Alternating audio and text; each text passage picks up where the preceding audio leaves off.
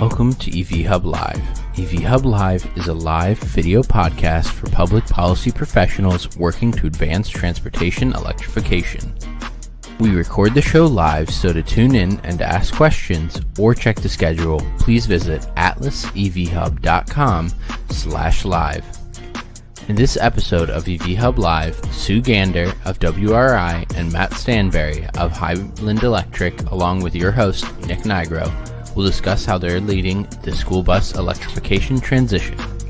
The conversation will cover innovative financing models for electrification, what it means to center equity considerations in school bus transport, and priorities for the near term. This episode is produced by Tom Taylor and Peter Benzoni of Atlas Public Policy.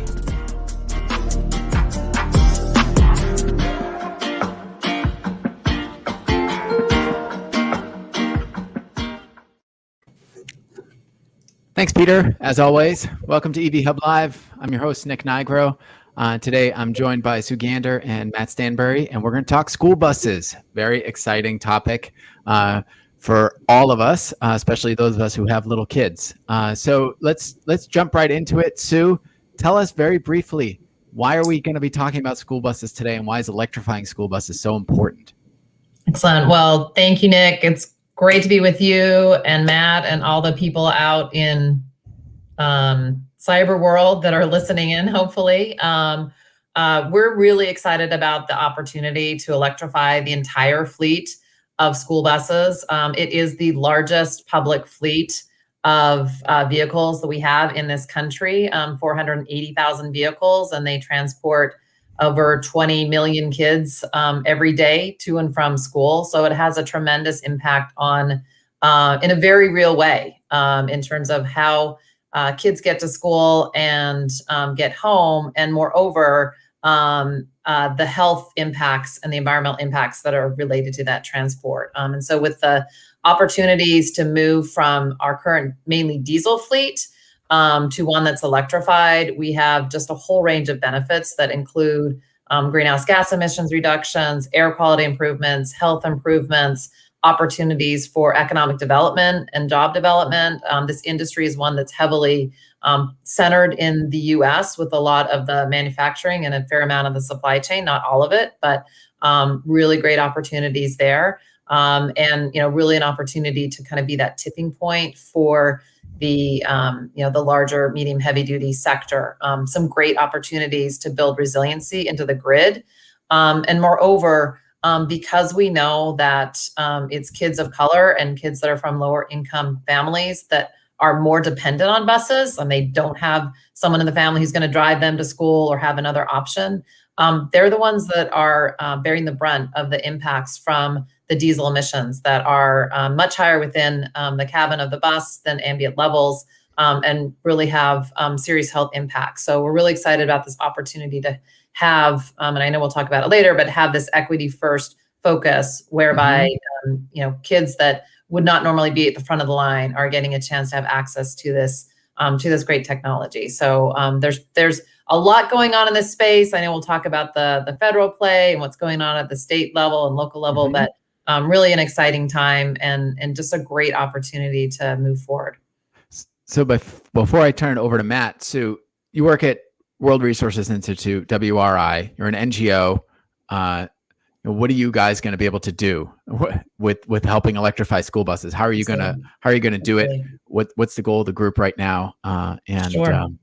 Tell us. Sure. Well, something about that. World Resources Institute, if folks aren't familiar with it, is a global NGO, and we've got offices all over the country working on a whole variety of issues, really trying to advance people and nature and find solutions, that are beneficial for both of those. And we've got a tremendous experience working in the transit bus electrification space, working in cities all over the globe.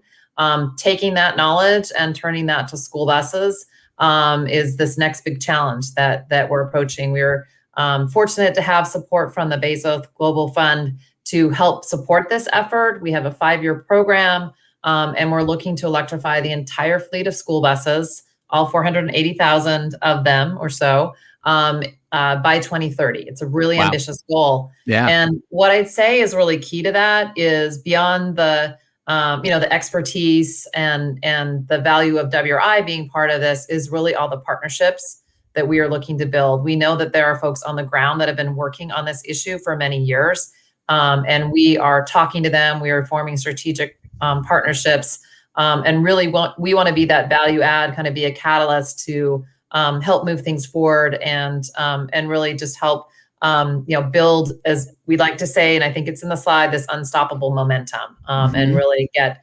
many more people focused on this objective. So 480,000 buses, and all of them will hopefully be electric by 2030 if you succeed. How many are electric right now? There's not so many. Right now we have a little over 1,000 that are what we call committed.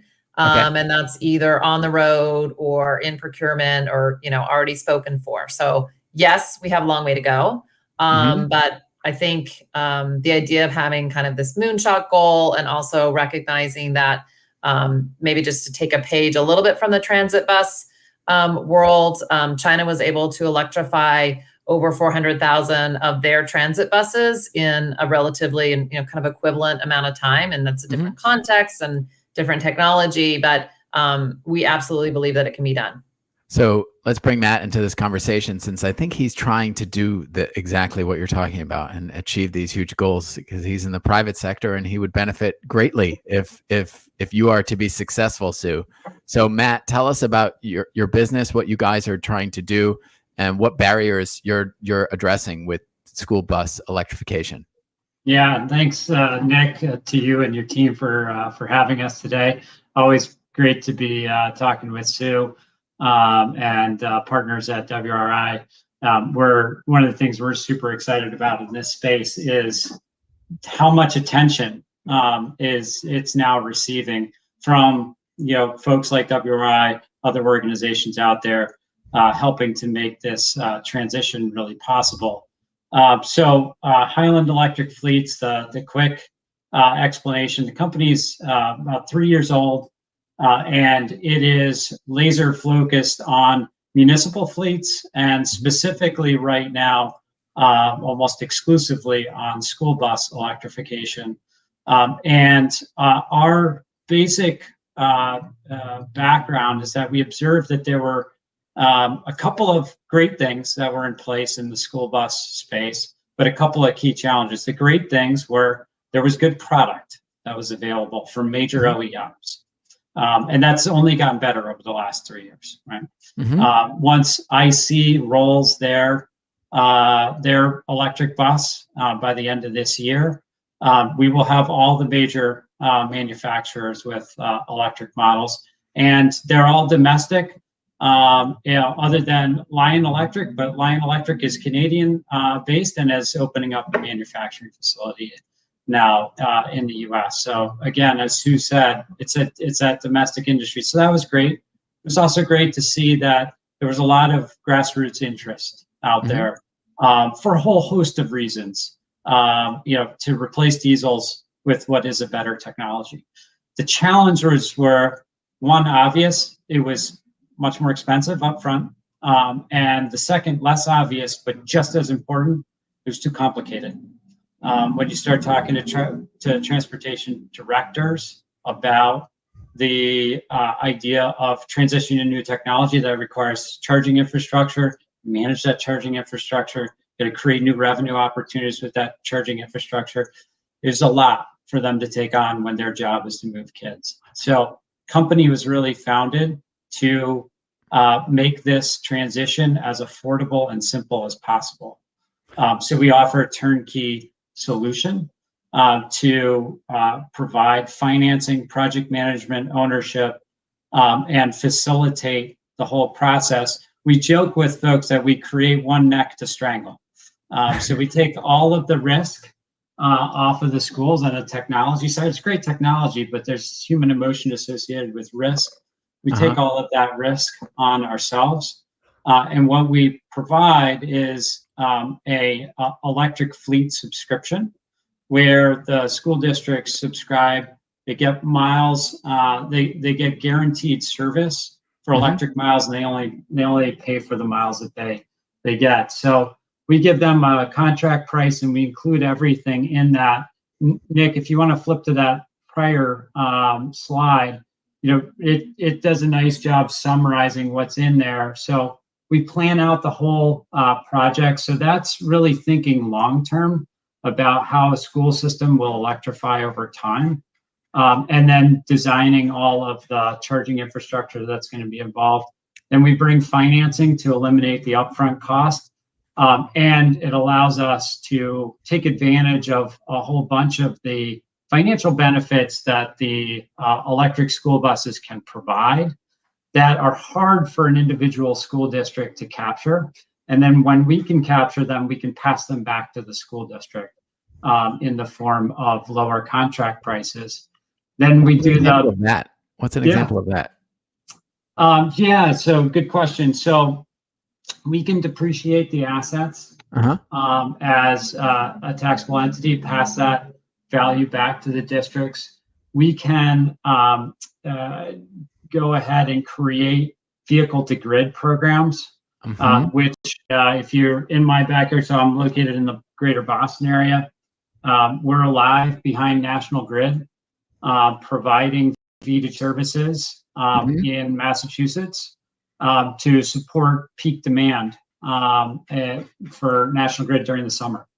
And that V2G income flows directly back to the school system in the form of these lower contract prices. Awesome. Okay. So, you take that on and then we oversee all the building that's involved with the depots and over time. So we schedule out how you're going to electrify progressively as a district and really plan that through with you and then oversee all the building activity.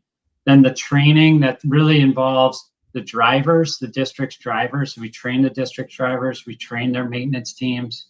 Then we oversee the management of the charging over time, which is both to reduce costs, so avoiding things like demand charges, and then creating these new revenue opportunities through V2G. And then finally, making sure that maintenance is covered. We pay for all the maintenance on the vehicle. So that package together is that turnkey service that we provide. Again, the goal is to get to budget neutrality for school systems relative to what they pay all in for diesel, and to make it now.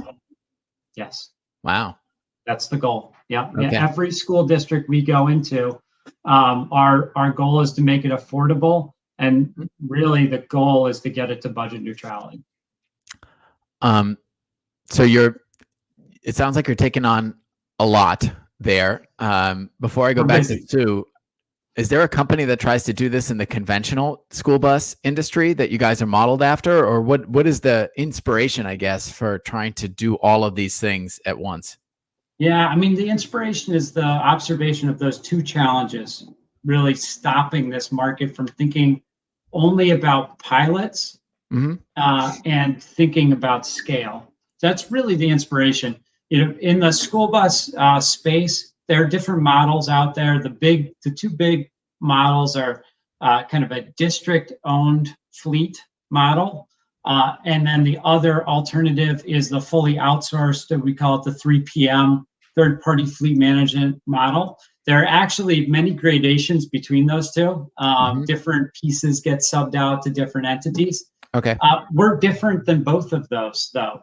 And it's because of the challenges that we saw. We're not a true third-party fleet manager. While we own the assets and provide them back to the school district in a services contract, we don't provide drivers.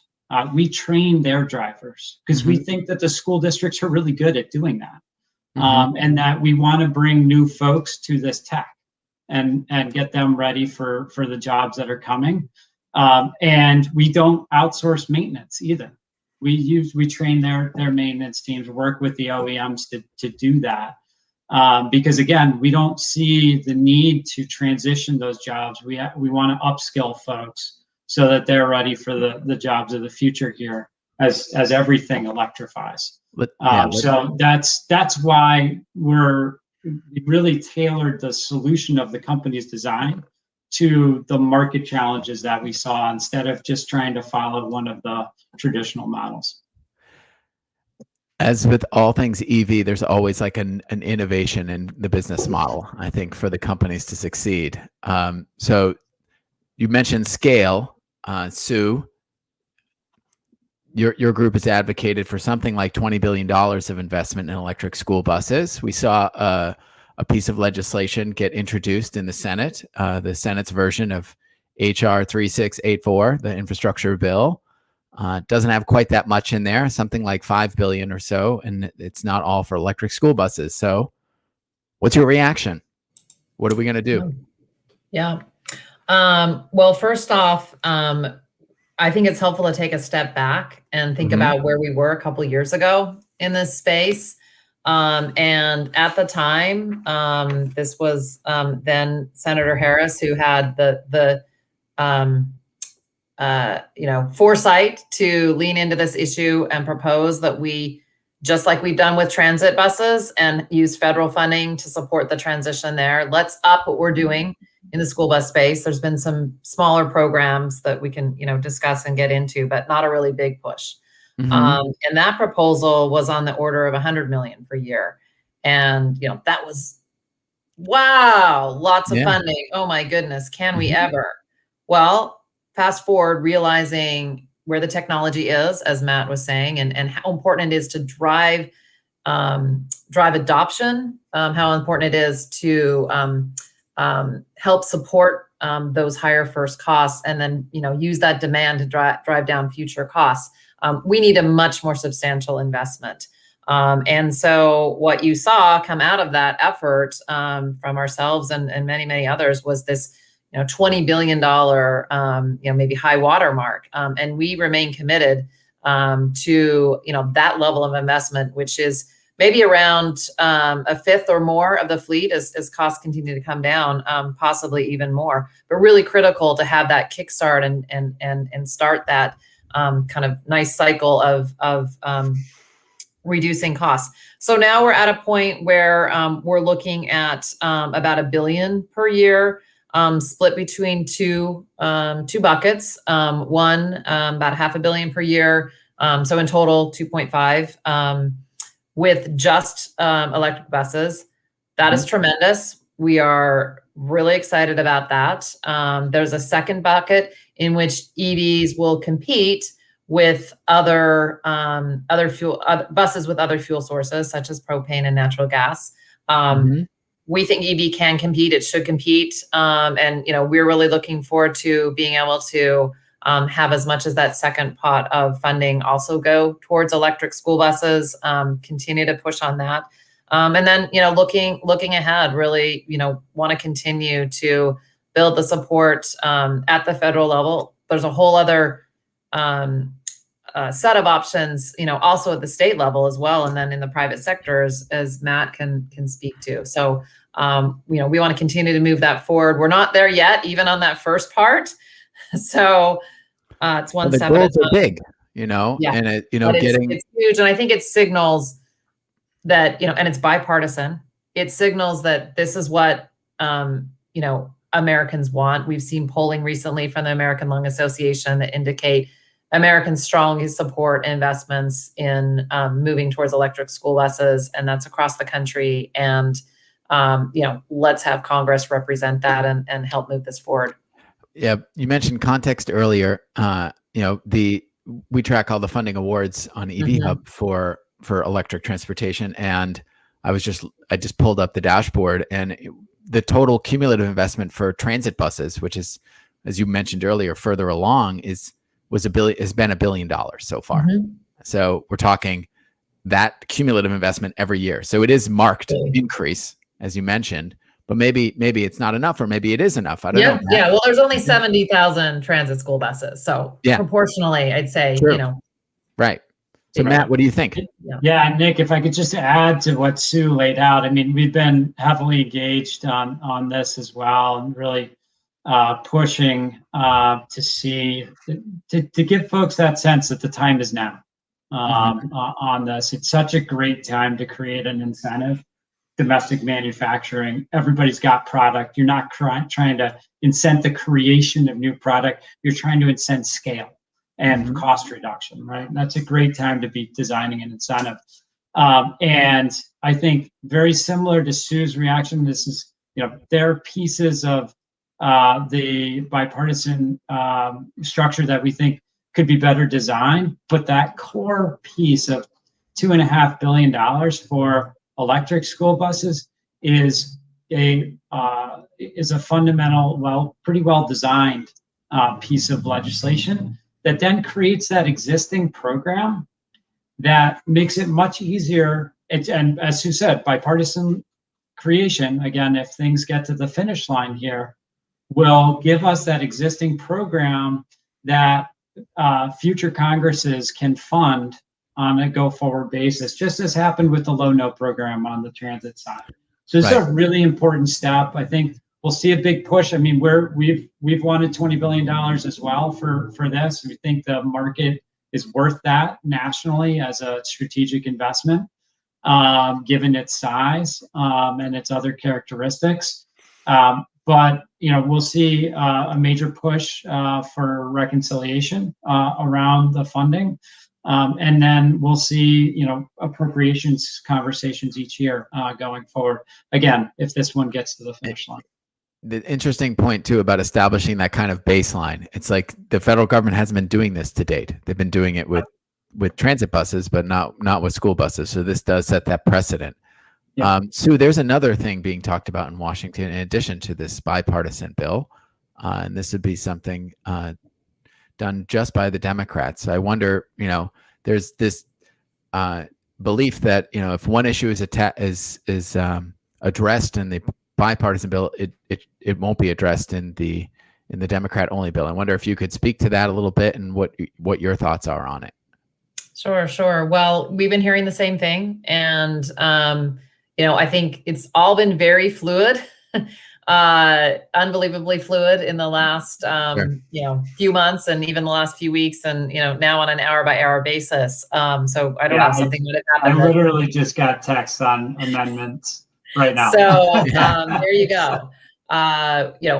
As I said, we're really committed to moving forward with what we see as the level of investment that we think is warranted. Mm-hmm. So we're going to continue to have those conversations with policymakers, and we'll keep at it. And one thing I did want to mention that we think is really important, that is part of the bipartisan infrastructure proposal, is that, and this is particularly something that we understand could not be set in reconciliation, is the prioritization of the funding to go to certain particular types of school districts. And those are ones that have low-income communities that may, and there's sort of trade-offs of there's a whole set of prioritizations with a big or in it. But part of it is to help prioritize school districts that are low income or disadvantaged. And we think that that's, just really crucial. Really happy to see that in there. That's the whole idea of being able to really meet the school districts where they're at, and make sure that funding is moving forward in an equitable way. Yeah. Can I just build on that for a second? So, folks tend to think about incentives as, accelerating deployment, bringing technology costs down, but in a big way, especially in this market, it's actually an access policy. So if you think about, what I was saying right at the top about our goal is to get everybody to budget neutrality. If you think about the difference between, our largest project is pretty well known in Montgomery County, Maryland. It's the largest school bus electrification project in the country. How many buses?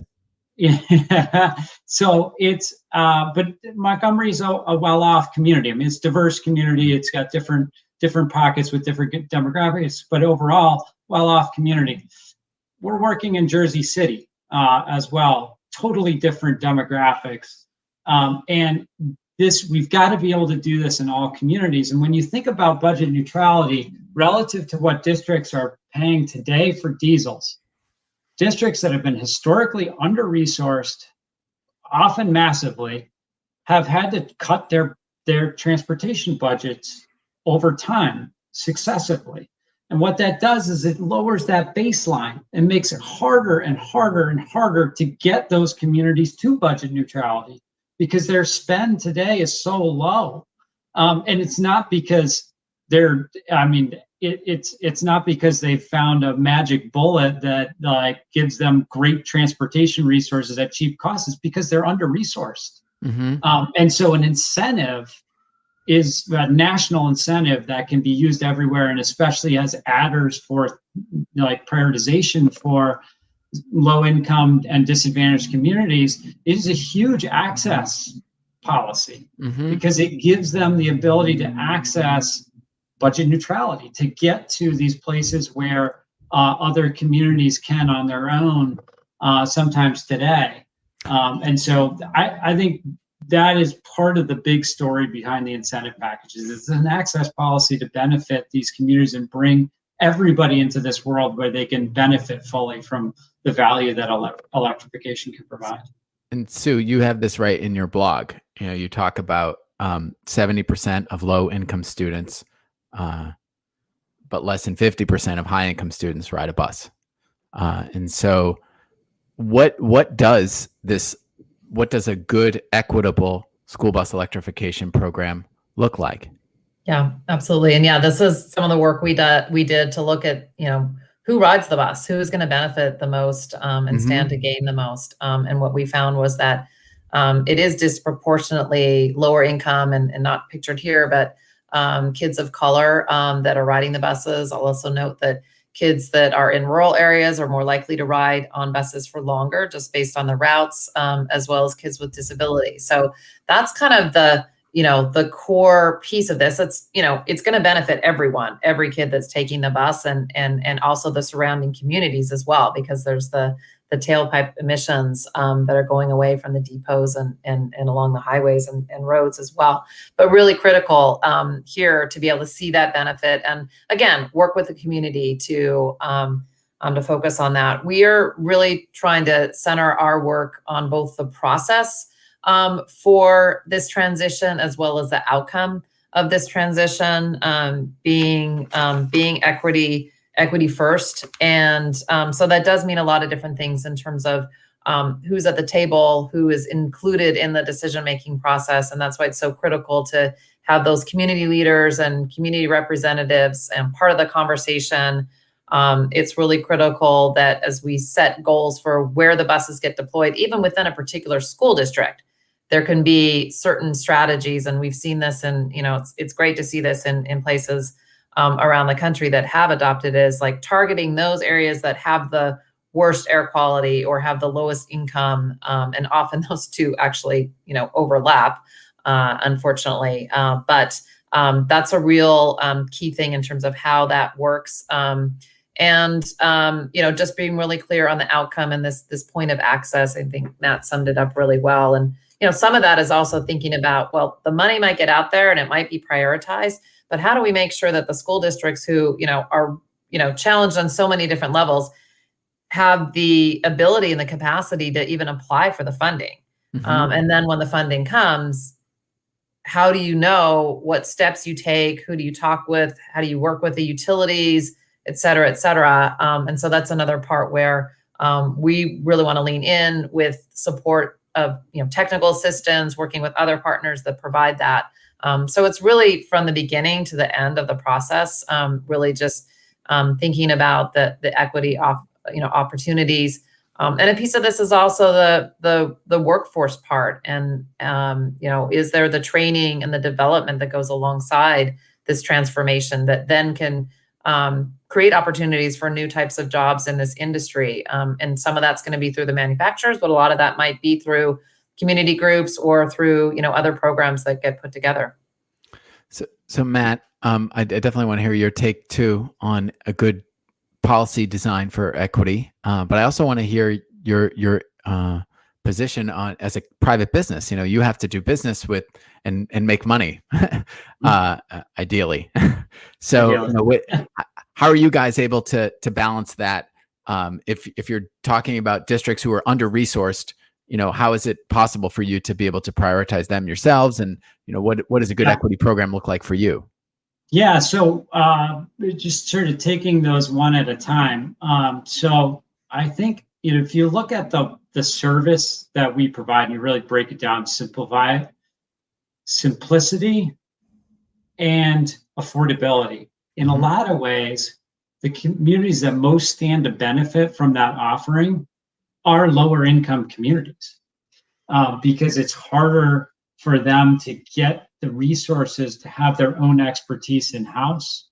It's their budgets are tighter, and so we think a lot about how to provide these services in lower income areas, and are thinking a lot about how to do that at greater scale going forward, because we think there's outsized value there, where we can really, we always view our work with the school districts as a partnership, and we view that as a special kind of partnership where we really think we can accelerate their access to the technology. I think, it's part of why we've been so engaged on the incentive front, because the incentives provide that access. They're also a very important signal, if structured well, to make sure that the technology is coming down in price over time, which fundamentally it should, because it's driven by battery scale and chassis manufacturing scale. So that's sort of thoughts on that part of the question. Then in terms of policy design, I think there are two key elements. There are lots of ways to design equity-focused programs, but there are two key fundamental ones that I think you have to get right. One, dedicated funding. And making sure that there is a piece of the funding that is set aside for those communities. Because one of the things we've historically seen is that because they're under-resourced, understaffed, to Sue's point, they have trouble actually getting out and getting access to the funding, and doing so in the speed that other communities are doing it. So they lose out on the opportunity because the money's already gone by the time they're there. So not first in, first out kind of thing, right? So you could do first in, first out, but you got to make sure that they actually have a broken out bucket for those communities. So you can have like competition amongst those communities. That could be okay, but you can't have a differentiation where they have different resources internally amongst the communities that are competing for the same dollars. Does that make sense? Yeah. You really got a dedicated funding. And then I think within that, you also have to have prioritization for projects, right? And those are the two key elements. And then there are a lot of things that you can do on top of that. So we're going to look ahead now. We'll start with you, Matt, and then we'll turn to Sue. You mentioned your Montgomery school district, or Montgomery County project, largest electric school bus project in the country. What do you got cooking? What's coming up next? What should we be on the lookout for? So it's amazing what showing the possibility of scale is done in the market. So we've got a pipeline of over 100 projects that are in various stages of discussion across 20 some odd states now. There's you huge guys must momentum. be hiring. What's that? I said you must be hiring now. A person a week. Yeah. Wow. It's incredible. And that's that. It just, I mean, to us, we're a private company, but we're a super mission driven company. An awful lot of us have little kids. You probably see mine running around down the hall. Everybody's in it for that at its core. And so we see this opening of, Montgomery is great for Highland, but it's just for the market, for school districts everywhere, seeing this can be done. And we've just seen the team at Montgomery is just amazing, amazing transportation team and school system, and they've welcomed other districts in to see it happening. And so we've been electrifying the Bethesda Depot at super quick turn from signing the contract in just a couple months. Fully electrified depot. Chargers are in now. Buses are coming. So over the next 2 months, I've got I feel like pictures. You could do a case study on that. I don't know how you turn that around so quickly. I actually got pictures today that I was like, oh, I should have sent these to Nick for this. But but it's, just that opening, you start to see other communities say, what, oh, wow, we can do this, whether it's Highland or somebody else. Mm-hmm. And so that's what we see. We're working on public procurements in a number of places today, and we see just an expanding, blossoming market out there, which we're super excited I just about. have to ask, turning around charging deployment that quickly, how engaged was the utility such that was possible? It feels like they must have been going with you from the beginning. Very. So we intentionally designed the company to have two different sets of skill sets that were meshed. So a lot of us come out of the electricity industry.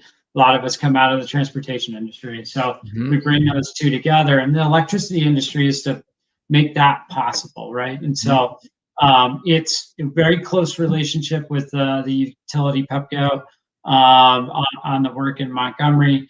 And, the great thing about school buses is that they're a special kind of load on the system that really can provide resource. I mean, first and fundamentally, we always start all of our conversation.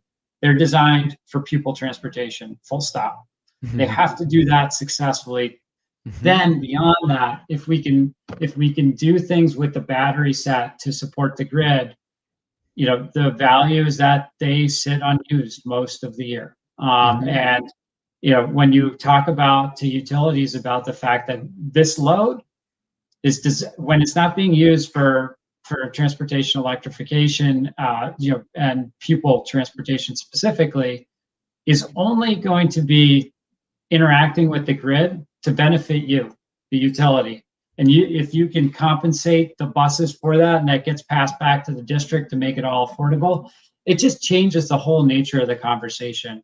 The utilities are super excited about this kind of load coming on. It's a resource for them when it's not being used for pupil transportation. So, so that's, you can get some very close utility partnerships. They've been great.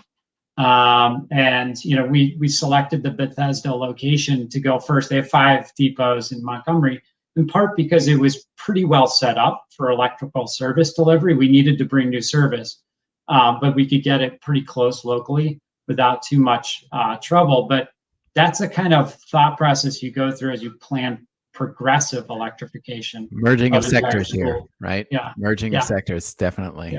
Yeah. And so you mentioned earlier unstoppable momentum. $1 billion a year or so of funding sounds like pretty good momentum. I don't know if you consider that unstoppable. I'll let you define that or not. But tell us how WRI is going to continue to keep pushing to get almost 500,000 of these buses electrified. What should we be on the lookout for over the next few months from you? Sure. Well, let me mention a couple of things. One is that I know we talked about how there aren't so many buses out there now. I mean, we just got a great program starting in Montgomery County. But something that's important, that's kind of behind those numbers is that while the concentration of the buses so far are indeed on the coasts, there are 33 states with at least one electric bus, in operation. And I think that signals that there is an ability to get to this scale, right? So it's not just a play in one particular region or one particular setting, or indeed, one particular model as Matt was speaking to in terms of school district owned or fleet as a service or et cetera. And we're really taking this ecosystem approach and looking, across all the different levers and trying to be that force multiplier across them. So there's the slide that I sent in that has that kind of pie chart, and maybe that just can help illustrate it. It's really about catalyzing the entire market that needs to move in terms of this transformation. So we're working with school districts first as a small cohort, really intent on that peer-to-peer learning and building from there. So starting with a small cohort this year, helping them with their transition and having that be a source of learning for others and a source of peer-to-peer learning going forward. Working with the OEMs, thinking about where are their opportunities to drive down costs? What are the considerations in terms of the supply chain? what are the workforce considerations as well? Obviously, they have a big role to play in all this. And, as Matt mentioned, excited that all 4 of the major OEMs very soon will have, if not all, a portion of their fleet electric that they're providing. Really key working with the utilities, and that's from the perspective of the rates and the demand charges and the V2G opportunities as well as their relationship to build out the infrastructure and support the school districts. We are going to be continuing to work at the federal policy level, but also building in support at the state level. Again, working with partners on the ground, thinking about what are those key policy levers at the state level, including through the PUCs that can be used to move forward such a key role there. And then really centering that all around the communities that are involved in the efforts and supporting them, helping build capacity where there may not be, a real sense of what the next step is. So it's a full-on effort, and we've got a great team and great partners, and we're just really motivated and really excited that we see so much interest in this space. Yeah, there's a lot of momentum. This was one of when we reached out to folks to say, like, if suggest an episode for EV Hub Live. We're just starting the show just about a year ago now. This was one of the first requests. School buses, and we waited until there was a nice moment, and having you two together with the success you've already had was really that moment. And so I just want to say thank you to both of you, both Matt and Sue, for joining me on EV Hub Live, and thanks to Tom and Peter for producing such a great show. We're out of time for this episode, so we're gonna go. But if you missed us on YouTube, you can catch us on Spotify or Apple or whatever your favorite podcast channel is, or on YouTube in a few minutes. Thanks again, everybody. My name's Nick Nigro. This is EV Hub Live, and we'll catch you next time. Bye now. Thanks, Nick. Thank you, Nick.